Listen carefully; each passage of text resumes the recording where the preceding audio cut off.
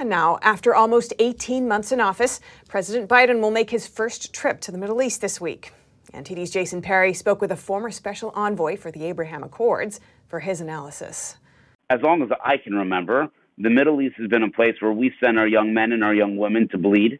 Arya Leytstone was a special envoy for the Abraham Accords, which under former President Donald Trump normalized relations between Israel and other Middle Eastern countries. Leytstone is also the author of Let My People Know, where he shares his firsthand accounts of implementing the Abraham Accord agreements. So basically, I had the approval of Jared Kushner and President Trump and Secretary of State Mike Pompeo, who they said the same exact direction, go big and go fast.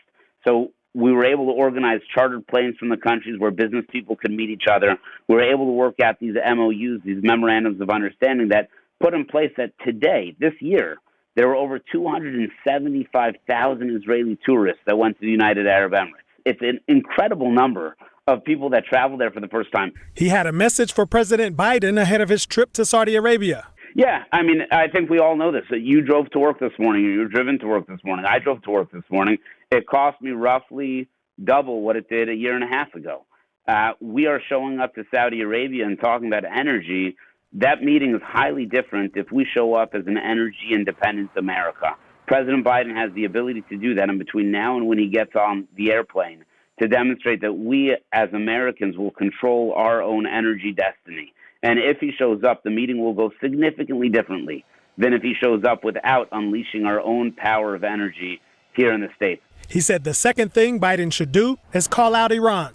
There is an enormous amount of belligerence, really bad action, that stems from Iran, whether it's narcotic terrorism or actual terrorism, Hezbollah, Hamas, Lebanon, Yemen, Gaza, where they perpetuate terror all over the world, literally all over the world, including within our own borders. And the Trump administration understood that. It called it out very specifically, and it targeted. It said, we'll stand with our allies, and we're going to stand against our enemies. The Biden administration thus far has been far more murky in terms of how much they'll stand with our allies and how far they're going to push back against our enemies. Biden's trip to the Middle East is scheduled for Wednesday, where he will meet with officials in Israel and Saudi Arabia. We reached out to the White House for comment, but we didn't hear back before airtime. Jason Perry, NTD News.